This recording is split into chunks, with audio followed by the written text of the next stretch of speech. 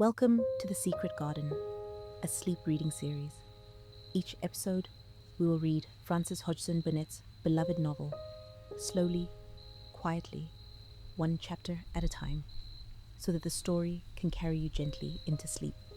Tonight, we begin at the very beginning, with a small, disagreeable little girl named Mary Lennox, and the long journey that will bring her to a very strange old house in Yorkshire.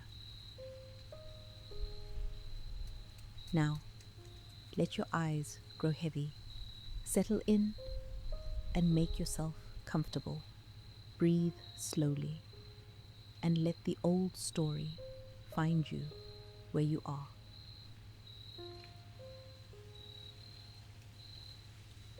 Chapter 1. Chapter the first.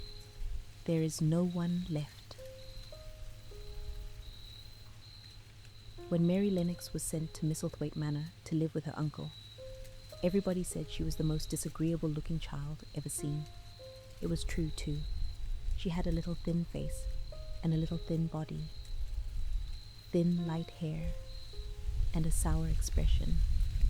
Her hair was yellow, and her face was yellow because she had been born in India and had always been ill in one way or another. Her father had held a position under the English government and had always been busy and ill himself.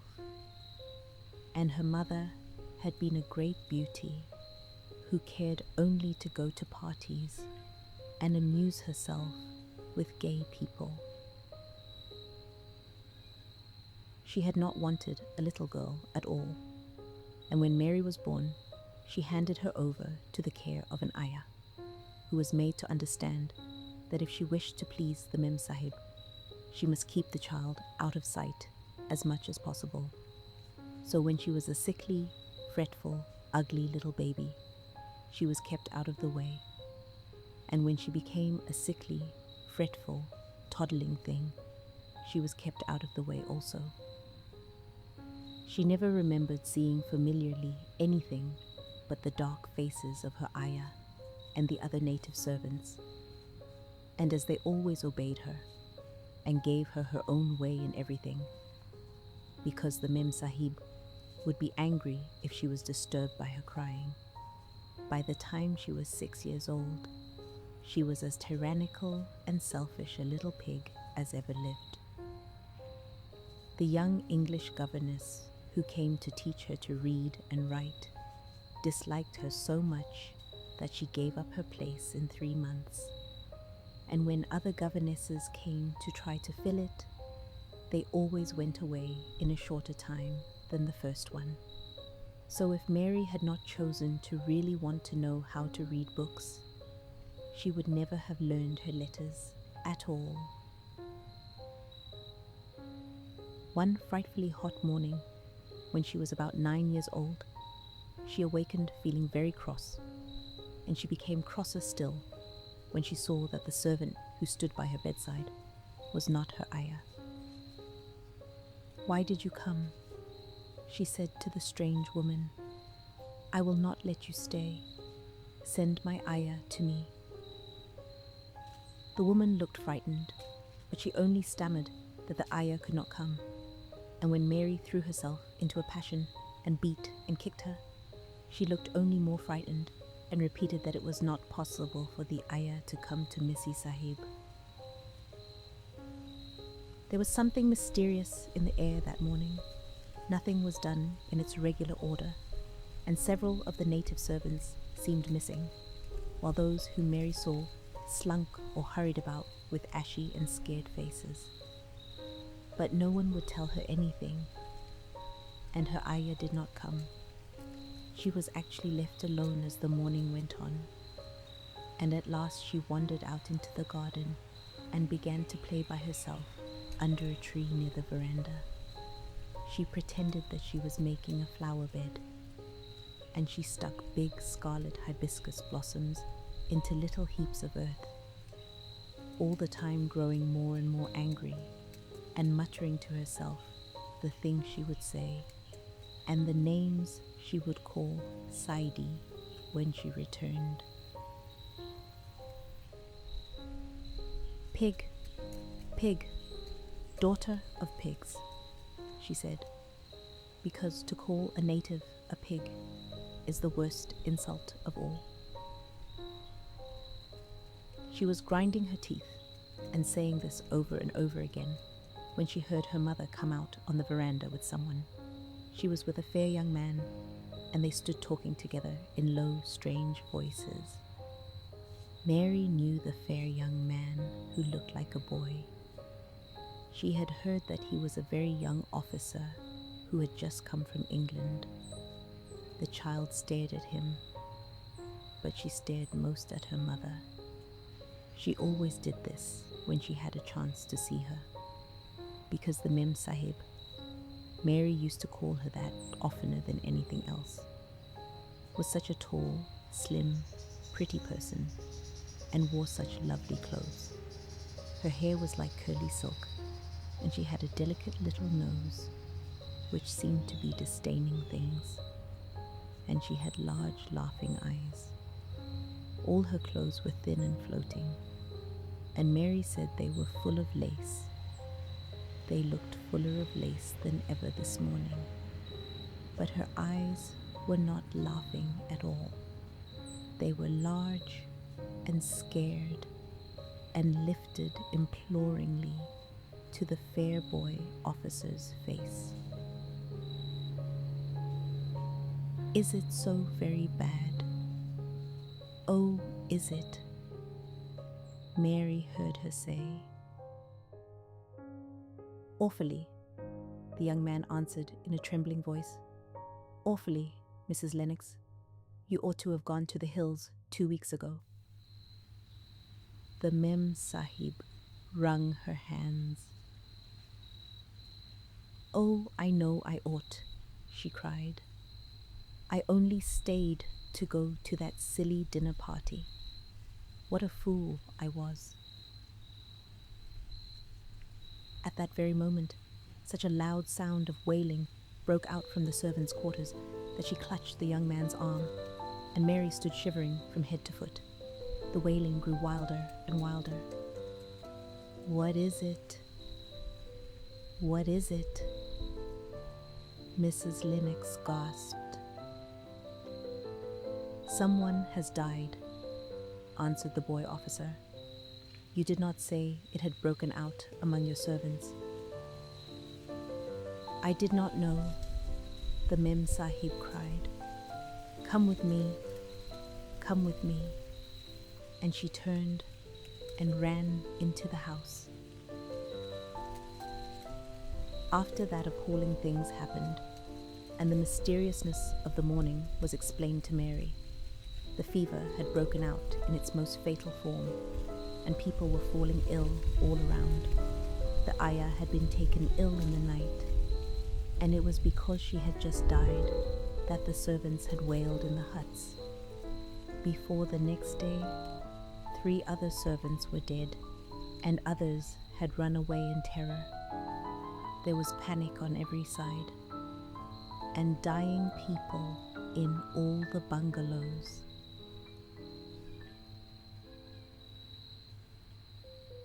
During the confusion and bewilderment of the second day, Mary hid herself in the nursery and was forgotten by everyone.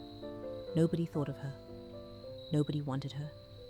And strange things happened of which she knew nothing. Mary alternately cried and slept through the hours. She only knew that people were ill, and that she heard mysterious and frightening sounds. Once she crept into the dining room and found it empty, though a partly finished meal was on the table, and chairs and plates looked as if they had been hastily pushed back when the diners rose suddenly for some reason. The child ate some fruit and biscuits, and being thirsty, she drank a glass of wine which stood nearly filled. It was sweet, and she did not know how strong it was. Very soon it made her intensely drowsy, and she went back to her nursery and shut herself in again, frightened by cries she heard in the huts and by the hurrying sound of feet. The wine made her so sleepy that she could scarcely keep her eyes open, and she lay down on her bed and knew nothing more for a long time. Many things happened during the hours in which she slept so heavily, but she was not disturbed by the wails and the sound of things being carried in and out of the bungalow. When she awakened, she lay and stared at the wall. The house was perfectly still. She had never known it to be so silent before. She heard neither voices nor footsteps, and wondered if everybody had got well of the illness and all the trouble was over. She wondered also who would take care of her now. Her ayah was dead.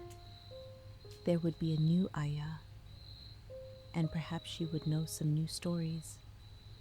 Mary had been rather tired of the old ones. She did not cry because her nurse had died. She was not an affectionate child and had never cared much for anyone. The noise and hurrying about and wailing over the illness had frightened her, and she had been angry because no one seemed to remember that she was alive. Everyone was too panic-stricken to think of a little girl no one was fond of. When people had the fever, it seemed that they remembered nothing but themselves.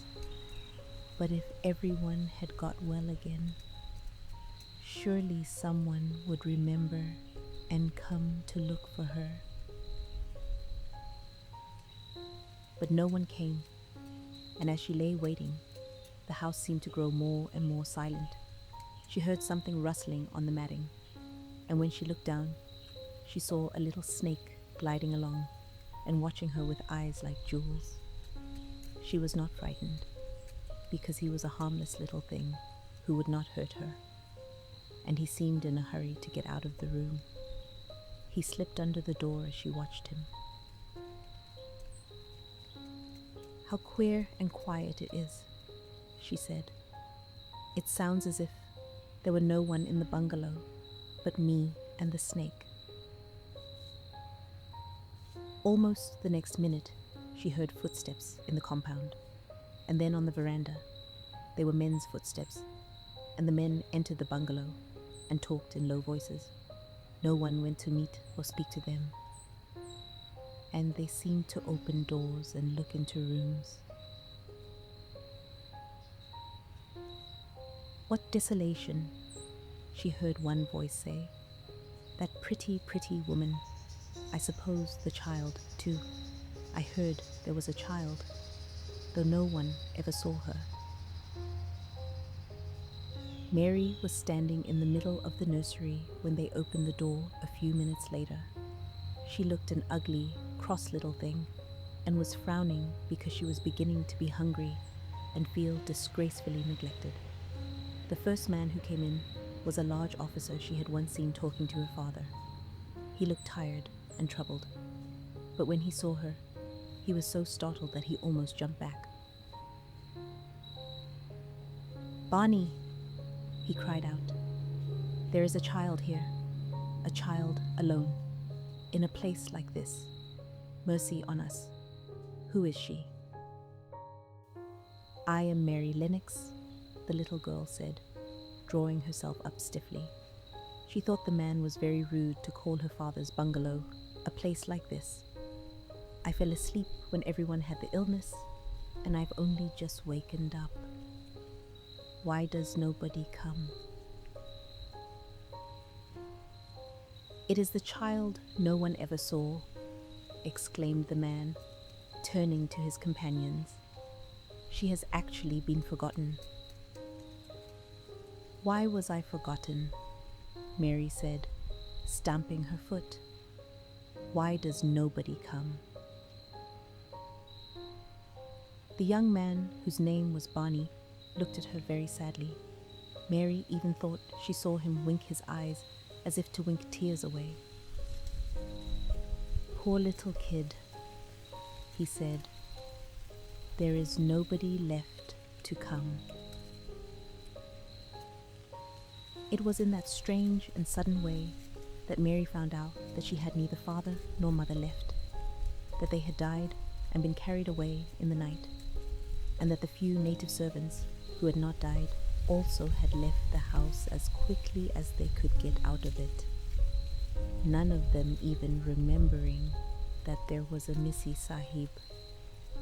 That was why the place was so quiet. It was true that there was no one in the bungalow but herself and the little rustling snake.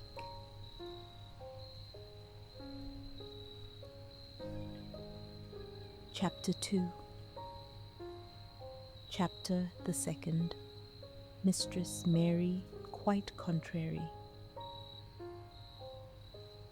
Mary had liked to look at her mother from a distance, and she had thought her very pretty, but as she knew very little of her, she could scarcely have been expected to love her, or to miss her very much when she was gone.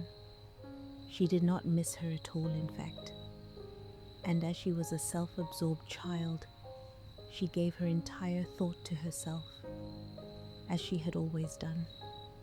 If she had been older, she would no doubt have been very anxious at being left alone in the world. But she was very young, and as she had always been taken care of, she supposed she always would be. What she thought was that she would like to know if she was going to nice people, who would be polite to her and give her her own way, as her ayah and the other native servants had done. She knew that she was not going to stay at the English clergyman's house where she was taken at first. She did not want to stay. The English clergyman was poor, and he had 5 children, nearly all the same age, and they wore shabby clothes and were always quarreling and snatching toys from each other. Mary hated their untidy bungalow and was so disagreeable to them that after the first day or 2, nobody would play with her. By the 2nd day, they had given her a nickname which made her furious. It was Basil who thought of it first. Basil was a little boy with impudent blue eyes and a turned-up nose, and Mary hated him. She was playing by herself under a tree, just as she had been playing the day the illness broke out. She was making heaps of earth and paths for a garden, and Basil came and stood near to watch her. Presently he got rather interested and suddenly made a suggestion. "Why don't you put a heap of stones there and pretend it is a rockery?" he said. "There in the middle," and he leaned over her to point. "Go away," cried Mary. "I don't want boys. Go away." For a moment, Basil looked angry, and then he began to tease. He was always teasing his sisters. He danced round and round her, and made faces, and sang and laughed. "Mistress Mary, quite contrary. How does your garden grow? With silver bells, and cockle shells, and marigolds all in a row." He sang it until the other children heard and laughed too, and the crosser Mary got, the more they sang, "Mistress Mary, quite contrary," and after that, as long as she stayed with them, they called her Mistress Mary Quite Contrary, when they spoke of her to each other, and often when they spoke to her. "You are going to be sent home," Basil said to her, "at the end of the week, and we're glad of it." "I am glad of it, too," answered Mary. "Where is home?" "She doesn't know where home is," said Basil, with 7-year-old scorn. "It's England, of course. Our grandmama lives there, and our sister Mabel was sent to her last year. You are not going to your grandmama. You have none. You are going to your uncle. His name is Mr. Archibald Craven. I don't know anything about him, snapped Mary. I know you don't, Basil answered. You don't know anything. Girls never do. I heard father and mother talking about him. He lives in a great, big, desolate old house in the country, and no one goes near him. He's so cross, he won't let them. And they wouldn't come if he would let them. He's a hunchback, and he's horrid. I don't believe you, said Mary, and she turned her back and stuck her fingers in her ears because she would not listen anymore. But she thought over it a great deal afterward, and when Mrs. Crawford told her that night that she was going to sail away to England in a few days and go to her uncle, Mr. Archibald Craven, who lived at Misselthwaite Manor, she looked so stony and stubbornly uninterested that they did not know what to think about her. They tried to be kind to her, but she only turned her face away when Mrs. Crawford attempted to kiss her, and held herself stiffly when Mr. Crawford patted her shoulder. She is such a plain child, Mrs. Crawford said pityingly afterward, and her mother was such a pretty creature. She had a very pretty manner too, and Mary has the most unattractive ways I ever saw in a child. The children call her Mistress Mary, quite contrary, and though it's naughty of them, one can't help understanding it. Perhaps if her mother had carried her pretty face and her pretty manners oftener into the nursery, Mary might have learned some pretty ways too. It is very sad, now the poor beautiful thing is gone, to remember that many people never even knew that she had a child at all. I believe she scarcely ever looked at her, sighed Mrs. Crawford. When her ayah was dead, there was no one to give a thought to the little thing. Think of the servants running away and leaving her all alone in that deserted bungalow. Colonel McGrew said he nearly jumped out of his skin when he opened the door and found her standing by herself in the middle of the room. Mary made the long voyage to England under the care of an officer's wife, who was taking her children to leave them in a boarding school. She was very much absorbed in her own little boy and girl, and was rather glad to hand the child over to the woman Mr. Archibald Craven sent to meet her in London. The woman was his housekeeper at Misselthwaite Manor, and her name was Mrs. Medlock. She was a stout woman with very red cheeks and sharp black eyes. She wore a very purple dress, a black silk mantle with jet fringe on it, and a black bonnet with purple velvet flowers, which stuck up and trembled when she moved her head. Mary did not like her at all, but as she very seldom liked people, there was nothing remarkable in that. Besides which, it was very evident Mrs. Medlock did not think much of her.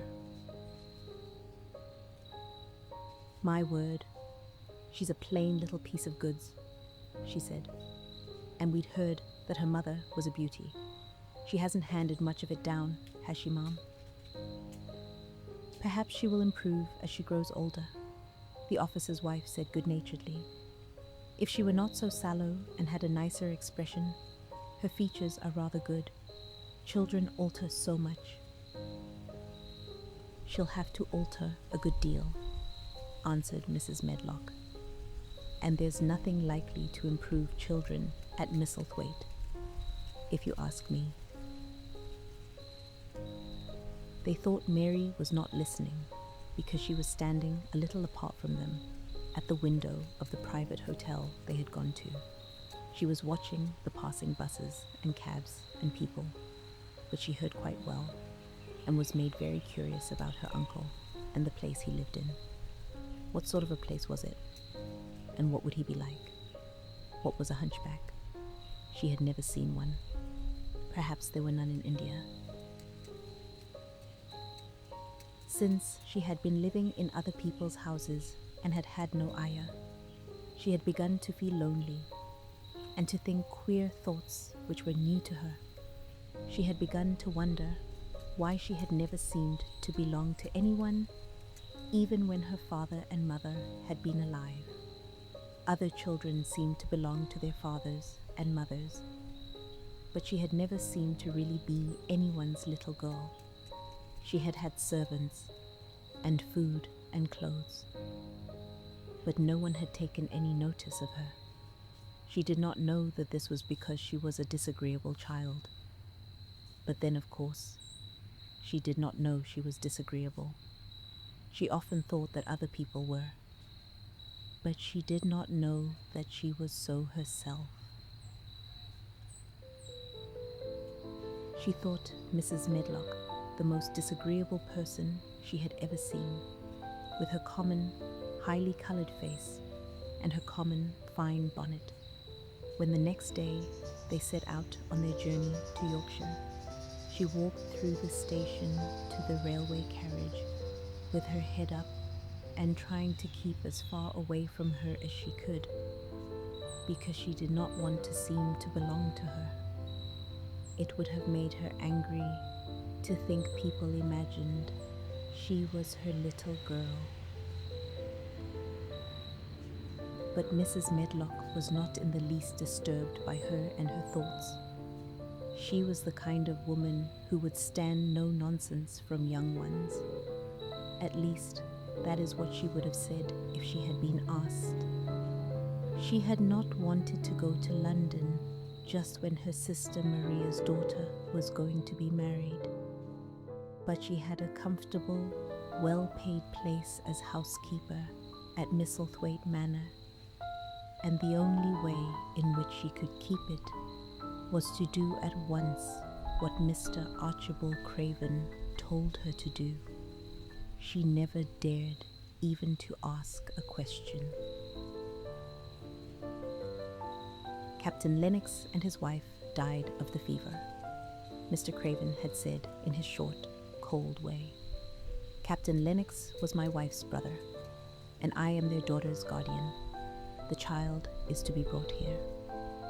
You must go to London and bring her yourself. So she packed her small trunk and made the journey. Mary sat in her corner of the railway carriage and looked plain and fretful. She had nothing to read or to look at, and she had folded her thin little black gloved hands in her lap. Her black dress made her look yellower than ever, and her limp light hair straggled from under her black crepe hat. A more marred-looking young one I never saw in my life, Mrs. Medlock thought. Marred is a Yorkshire word and means spoiled and pettish. She had never seen a child who sat so still without doing anything. And at last she got tired of watching her and began to talk in a brisk, hard voice. I suppose I may as well tell you something about where you are going to, she said. Do you know anything about your uncle? No, said Mary. Never heard your father and mother talk about him? No, said Mary, frowning. She frowned because she remembered that her father and mother had never talked to her about anything in particular. Certainly they had never told her things. Humph, muttered Mrs. Medlock, staring at her queer, unresponsive little face. She did not say any more for a few moments, and then she began again. I suppose you might as well be told something. to prepare you. You are going to a queer place." Mary said nothing at all, and Mrs. Medlock looked rather discomfited by her apparent indifference.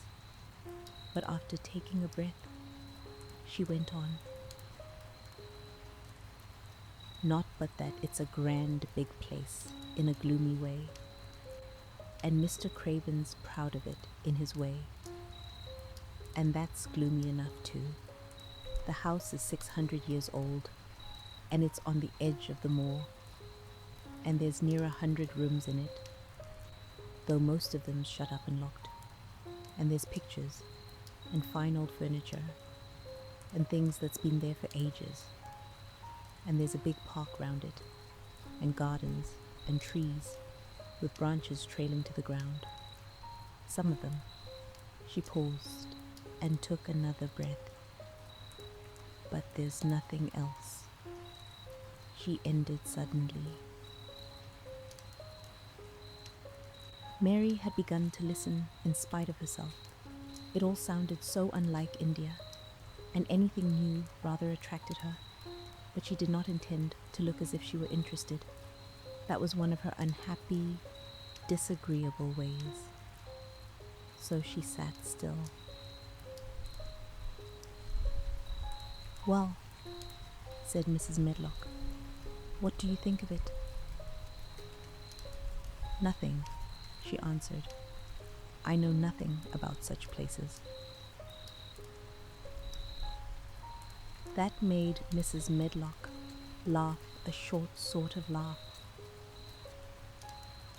"Eh," she said, "but you are like an old woman. Don't you care?" "It doesn't matter," said Mary, "whether I care or not." "You are right enough there," said Mrs. Medlock. "It doesn't. What you're to be kept at Misselthwaite Manor for, I don't know, unless because it's the easiest way. He's not going to trouble himself about you, that's sure and certain. He never troubles himself about no one." She stopped herself as if she had just remembered something in time. "He's got a crooked back," she said. "That set him wrong. He was a sour young man and got no good of all his money and big place till he was married." Mary's eyes turned toward her in spite of her intention not to seem to care. She had never thought of the hunchbacks being married, and she was a trifle surprised. Mrs. Medlock saw this, and as she was a talkative woman, she continued with more interest. This was one way of passing some of the time at any rate. She was a sweet, pretty thing, and he'd have walked the world over to get her a blade of grass she wanted. Nobody thought she'd marry him, but she did. And people said she married him for his money. But she didn't. She didn't. Positively. When she died. Mary gave a little involuntary jump. "Oh, did she die?" she exclaimed, quite without meaning to. She had just remembered a French fairy story she had once read called Riquet à la Houppe. It had been about a poor hunchback and a beautiful princess, and it had made her suddenly sorry for Mr. Archibald Craven. "Yes, she died," Mrs. Medlock answered, "and it made him queerer than ever. He cares about nobody. He won't see people. Most of the time he goes away, and when he is at Misselthwaite, he shuts himself up in the West Wing and won't let anyone but Pitcher see him. Pitcher's an old fellow, but he took care of him when he was a child, and he knows his ways." It sounded like something in a book, and it did not make Mary feel cheerful. A house with 100 rooms, nearly all shut up, and with their doors locked. a house on the edge of a moor, whatsoever a moor was, sounded dreary. A man with a crooked back, who shut himself up also. She stared out of the window with her lips pinched together, and it seemed quite natural that the rain should have begun to pour down in grey slanting lines and splash and stream down the window panes. If the pretty wife had been alive, she might have made things cheerful by being something like her own mother, and by running in and out and going to parties as she had done in frocks full of lace. But she was not there anymore. You needn't expect to see him, because 10 to 1 you won't, said Mrs. Medlock. And you mustn't expect that there will be people to talk to you. You'll have to play about and look after yourself. You'll be told what rooms you can go into and what rooms you're to keep out of. There's gardens enough. But when you're in the house, don't go wandering and poking about. Mr. Craven won't have it. I shall not want to go poking about, said sour little Mary. And just as suddenly as she had begun to be rather sorry for Mr. Archibald Craven, she began to cease to be sorry and to think he was unpleasant enough to deserve all that had happened to him. And she turned her face toward the streaming panes of the window of the railway carriage and gazed out at the grey rainstorm, which looked as if it would go on forever and ever. She watched it so long and steadily that the greyness grew heavier and heavier before her eyes, and she fell asleep.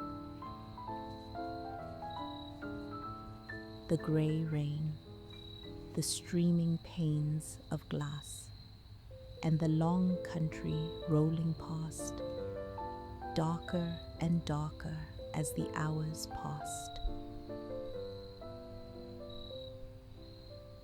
Chapter 3, Chapter the 3rd, Across the Moor.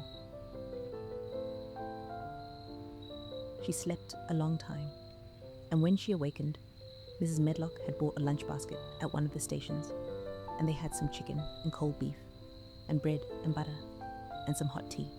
The rain seemed to be streaming down more heavily than ever, and everybody in the station wore wet and glistening waterproofs.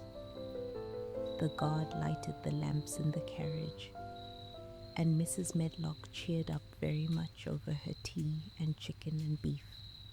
She ate a great deal, and afterward fell asleep herself, and Mary sat and stared at her, and watched her fine bonnet slip on one side, until she herself fell asleep once more in the corner of the carriage, lulled by the splashing of the rain against the windows. It was quite dark when she awakened again. The train had stopped at a station, and Mrs. Medlock was shaking her. "You have had a sleep," she said. "It's time to open your eyes. We're at Thwaite Station, and we've got a long drive before us." Mary stood up and tried to keep her eyes open while Mrs. Medlock collected her parcels. The little girl did not offer to help her, because in India, native servants always picked up or carried things, and it seemed quite proper that other people should wait on one. The station was a small one, and nobody but themselves seemed to be getting out of the train. The station master spoke to Mrs. Medlock in a rough, good-natured way, pronouncing his words in a queer, broad fashion, which Mary found out afterward was Yorkshire. "I see tha's got back," he said, "and tha's browt the young un with thee." "Aye, that's her," answered Mrs. Medlock, speaking with a Yorkshire accent herself, and jerking her head over her shoulder toward Mary. "How's thy missus?" "Welly now, the carriage is waiting outside for thee." A brougham stood on the road before the little outside platform. Mary saw that it was a smart carriage, and that it was a smart footman who helped her in. His long waterproof coat and the waterproof covering of his hat were shining and dripping with rain, as everything was, the burly station master included. When he shut the door, mounted the box with the coachman, and they drove off, the little girl found herself seated in a comfortably cushioned corner. But she was not inclined to go to sleep again. She sat and looked out of the window, curious to see something of the road over which she was being driven to the queer place Mrs. Medlock had spoken of. She was not at all a timid child, and she was not exactly frightened, but she felt that there was no knowing what might happen in a house with 100 rooms, nearly all shut up. A house standing on the edge of a moor. "What is a moor?" she said suddenly to Mrs. Medlock. "Look out of the window in about 10 minutes and you'll see," the woman answered. "We've got to drive 5 miles across Moor before we get to the manor. You won't see much because it's a dark night, but you can see something." Mary asked no more questions, but waited in the darkness of her corner, keeping her eyes on the window. The carriage lamps cast rays of light a little distance ahead of them, and she caught glimpses of the things they passed. After they had left the station, they had driven through a tiny village, and she had seen whitewashed cottages and the lights of a public house. Then they had passed a church and a vicarage, and a little shop window or so in a cottage with toys and sweets and odd things set out for sale. Then they were on the high road, and she saw hedges and trees. After that, there seemed nothing different for a long time, or at least it seemed a long time to her. At last, the horses began to go more slowly, as if they were climbing uphill, and presently there seemed to be no more hedges and no more trees. She could see nothing, in fact, but a dense darkness on either side. She leaned forward and pressed her face against the window just as the carriage gave a big jolt.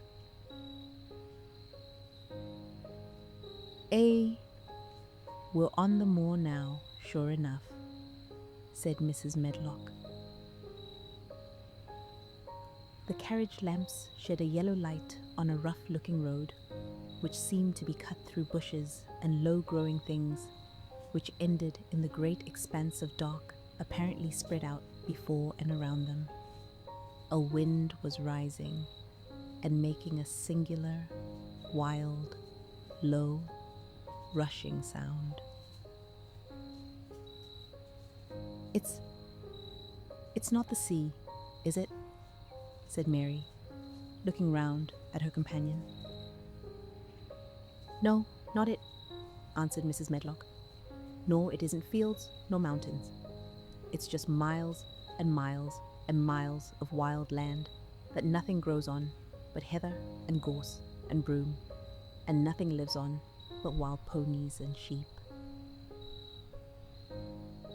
I feel as if it might be the sea if there were water on it," said Mary.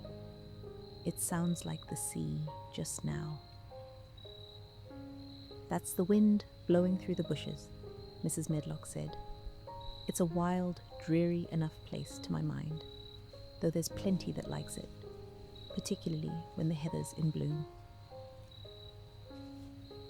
On and on they drove through the darkness, and though the rain stopped, the wind rushed by and whistled and made strange sounds.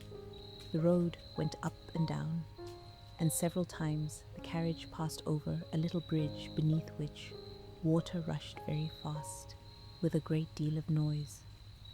Mary felt as if the drive would never come to an end, and that the wide, bleak moor was a wide expanse of black ocean through which she was passing on a strip of dry land.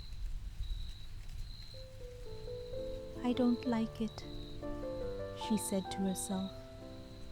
"I don't like it." And she pinched her thin lips more tightly together. The horses were climbing up a hilly piece of road when she first caught sight of a light. Mrs. Medlock saw it as soon as she did, and drew a long sigh of relief. "Eh, I am glad to see that bit of light twinkling," she exclaimed. "It's the light in the lodge window. We shall get a good cup of tea after a bit, at all events." It was after a bit, as she said, for when the carriage passed through the park gates, there was still 2 miles of avenue to drive through, and the trees, which nearly met overhead, made it seem as if they were driving through a long, dark vault. They drove out of the vault into a clear space and stopped before an immensely long but low-built house which seemed to ramble round a stone court. At first, Mary thought that there were no lights at all in the windows, but as she got out of the carriage, she saw that one room in a corner upstairs showed a dull glow. The entrance door was a huge one made of massive, curiously shaped panels of oak, studded with big iron nails and bound with great iron bars. It opened into an enormous hall, which was so dimly lighted that the faces in the portraits on the walls and the figures in the suits of armor made Mary feel that she did not want to look at them. As she stood on the stone floor, she looked a very small, odd little black figure, and she felt as small and lost and odd as she looked. A neat, thin old man stood near the manservant, who opened the door for them. "You are to take her to her room," he said in a husky voice. "He doesn't want to see her. He's going to London in the morning." "Very well, Mr. Pitcher," Mrs. Medlock answered. "So long as I know what's expected of me, I can manage." "What's expected of you, Mrs. Medlock," Mr. Pitcher said, "is that you make sure that he's not disturbed and that he doesn't see what he doesn't want to see." And then Mary Lennox was led up a broad staircase and down a long corridor and up a short flight of steps and through another corridor and another, until a door opened in a wall and she found herself in a room with a fire in it and a supper on a table. Mrs. Medlock said unceremoniously, "Well, here you are.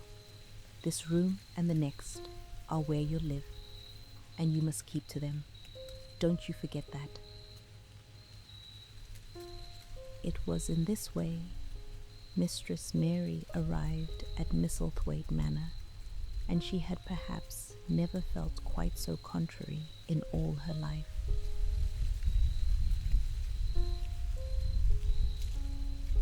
Fade out. Outside the windows of Misselthwaite Manor, the moor lay in silence. The wind had dropped. The rain was over. All across the miles of dark, wild land, there was nothing but stillness. The heather, the gorse, the stones, the low sky. Inside, the fire in Mary's room burned quietly. A small flame, a warm glow on the stone walls. She was a long way from India now. a long way from the hibiscus trees and the hot, bright mornings. This place was cold and grey and old, and she did not like it at all. And yet, somewhere outside in the darkness, beyond the locked gates and the long dark avenue of trees, the moor breathed quietly. Miles of it, wild and still. The house had 100 rooms. 99 of them were shut and locked. Their doors stood closed in long dark corridors, one after another, all through the night.